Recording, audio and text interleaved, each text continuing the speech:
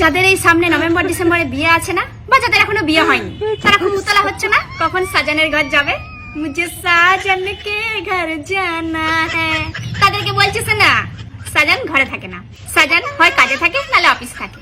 সাজানকে তুমি পাবে ওই সকালে 5 মিনিট আর রাত্রে 10 মিনিট, কারণ সাজান সারাদিন অফিসে কাজ করে খুব ক্লান্ত হয়ে যায় না, এসে ঘুমিয়ে পড়ে। ঘরে তুমি পাবে শুধু সাজানের মাকে। উল্টে তোমাকে সাজানের জন্য ভোর 5টায় উঠতে হবে, তার জন্য জামা কাপড় কাচতে হবে, জামা কাপড় ইস্ত্রি করতে হবে, তার জন্য খাবার বানাতে হবে, তার ঘর পরিষ্কার করতে হবে, তার জুতো পালিশ করতে হবে।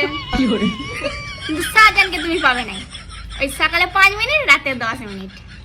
তাই সাজানের ঘর যাওয়ার জন্য অত উতলা হইও না, যত দেরি করে যাবে ততই মঙ্গল। তবুও আমরা মেয়েরা কেন জানি না নিজের জীবনটাকে নষ্ট করার জন্য ওই সাজানের ঘরটাকেই বেছে নিই, অন্য কোনো রাস্তা কিন্তু বেছে নিই না।